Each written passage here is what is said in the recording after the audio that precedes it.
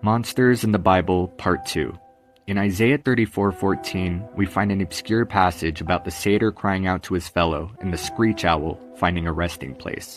But the Hebrew word translated as screech owl is Lilith, which the ancient world would have recognized as a Mesopotamian night demon. The origins of Lilith go back as far as the 3rd millennium BC, appearing in the Sumerian Epic of Gilgamesh Enkidu in the Netherworld. In this tale, the goddess Inanna plants a tree, intending to craft a throne and bed from its wood. But as the tree grows, a serpent nests at its roots. The bird Anzu perches in its branches, and in the trunk lurks the demon Kisa Kalila, aka Lilith. Gilgamesh slays the serpent, causing Anzu and Lilith to flee, so Inanna can claim her tree. Lilith's name ties her to stormy winds, as Akkadian texts Lilu, Lilitu, and Wardat Lili occur together as 3 closely related demons whose dominion are the stormy winds.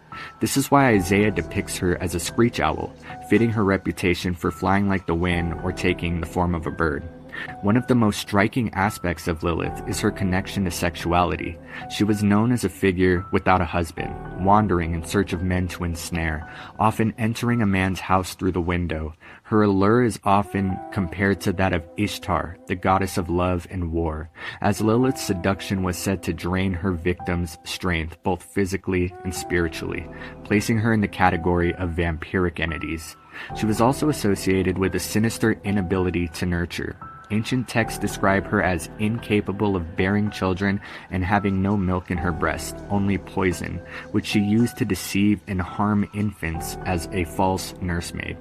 Isaiah believed Lilith was not just a metaphor, but a real and dangerous entity. This serves as a reminder of the spiritual battle we face and why it's important to place our trust in Christ. Through Him, we find protection for ourselves and our loved ones against the forces of darkness. Lilith's story calls us to remain vigilant and faithful, relying on God's power to shield us from the evil that seeks to harm.